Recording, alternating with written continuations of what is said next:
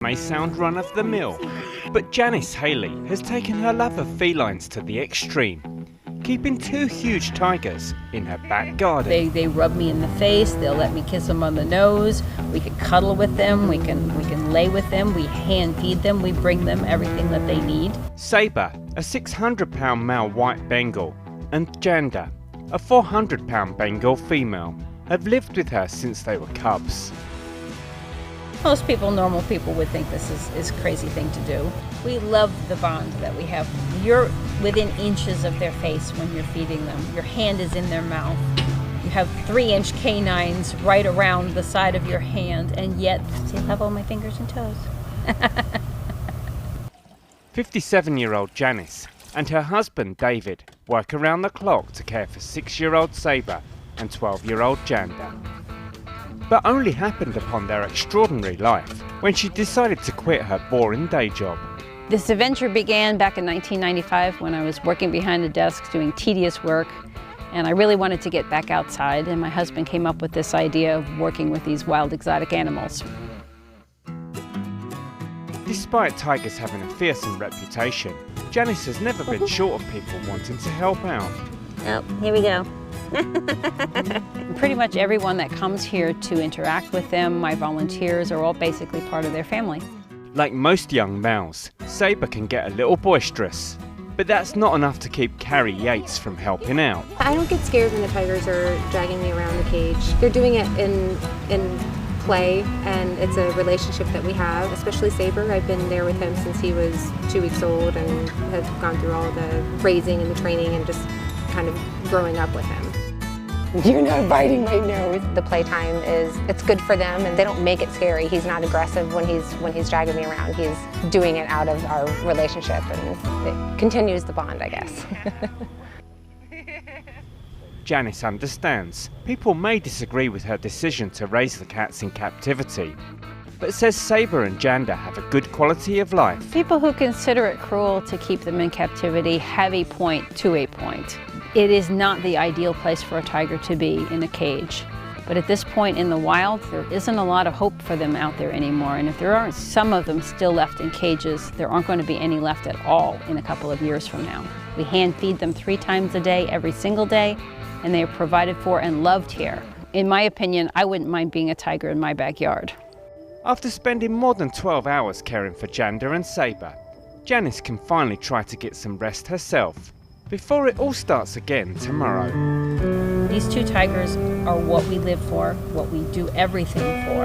Everything that we do has them in mind first. We love them. We treat them like they're my kids. They basically are my big 4-legged furry kids. Nighty night, guys. We'll see you in the morning. Have a good night. Love you. Big cat enthusiast Carl wakes up every morning to wrestle with the 8 big cats in his backyard. Oh, I got you. I got you. Despite their killer instinct, Carl goes out of his way to play with these huge beasts. These are all wild animals. They're not domesticated ones, so they have that wild side, wild instinct, wild nature. When they're young and they're adolescents, they play really rough with each other in the wild. That's how they learn the skills necessary to become efficient hunters, and we don't deny them that here. I play with them, I wrestle with them, I let them get some of that aggressive play out. But his hands-on approach comes with its own dangers. They accelerate from 0 to 40 miles per hour in about 3 strides. They come fast. Instinctually, they just know to go for the vitals. I never give them a free shot at my neck or anything like that. I'll get my arm up there and protect that. We have to really keep our senses and protect ourselves. I had a leopard kind of bite me in the nose a few years ago. I had my nose sewed back together. Injuries just are part of the job. 9 years ago, Carl set up Single Vision, an educational non-profit organisation at his home in Florida. It gives people a chance to get a passion and appreciation for these animals. So I think it's essential we have them in captivity to create that passion in people. His biggest animal is a 700-pound Siberian tiger, Samson, which towers above him at 9.5 feet tall. Move.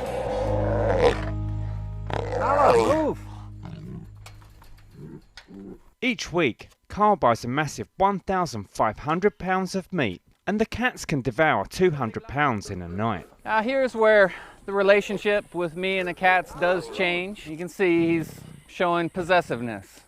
And I can't go up and grab that food away from him now, or even a piece of it. You can see. And he's vocalizing, he's telling me, and I'm not going to push that line. Carl is no stranger to controversy surrounding breeding big cats in captivity. People that would say it's cruel to keep large cats in captivity. Most of the people that say that say they should all be in the wild. My question back to them is, where's the wild these days? I don't do this because it's safe. I guess I get that rush of adrenaline just from being around them and working with them, and can't imagine doing anything else. Good girl.